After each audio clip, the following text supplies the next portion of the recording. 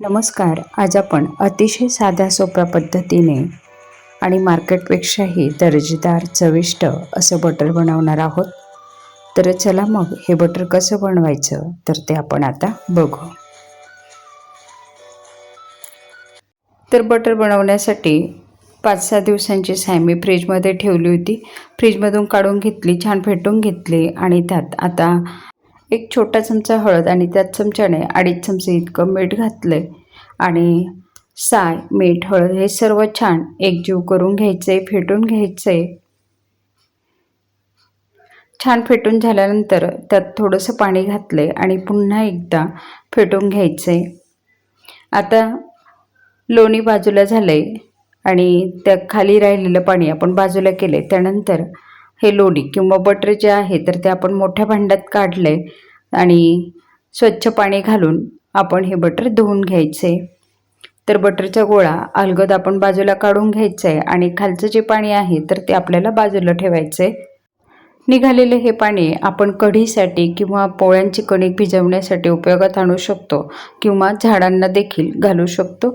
तर पाण्यातून बटरचा गोळा काढून घ्यायचा आहे आणि हातावरती असं दाबून त्यात पाणी पूर्णतः काढून टाकायचं आहे आणि पुन्हा नवीन पाण्यामध्ये हा लोण्याचा गोळा आपल्याला धुवून काढायचा आहे. तर असं 2 ते 3 वेळा आपल्याला हा लोण्याचा गोळा स्वच्छ पाण्याने धुवून घ्यायचा आहे.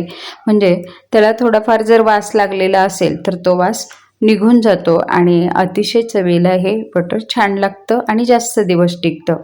तर लोण्याचा गोळा आपण 2-3 पाण्याने धुवून घेतला आणि एअरटाईट कंटेनरमध्ये आपण हा गोळा टाकला आहे. ह्या कंटेनरमध्ये आधी बटर पेपर टाकायला हवा, परंतु माझ्याकडे शिल्लक नसल्यामुळे मी डायरेक्टली कंटेनरमध्येच बटर टाकलं आहे. तर आता आपण ह्या कंटेनरला झाकण लावून घेऊ आणि फ्रीजमध्ये ठेवून देऊ.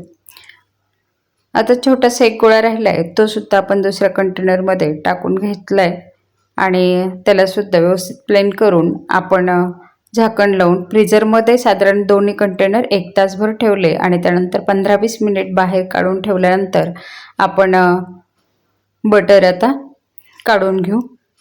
तर बघा, कंटेनर उलटा करून थाप मारली की बटर अलगद खाली निघून येतं.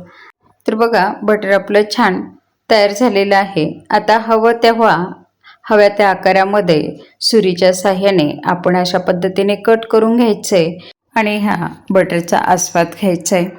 बघा, अगदी मार्केटप्रमाणे हे बटर तयार झालेलं आहे आणि चवीला जर म्हणाल तर त्याहूनही अधिक छान आहे. चला तर मग आपण ही अशी बटरची रेसिपी नक्की ट्राय करा आणि माझी ही रेसिपी व्हिडिओ आपल्याला आवडली असेल तर लाईक करा, शेअर करा आणि माझ्या चॅनलला सबस्क्राईब करा. थँक्यू.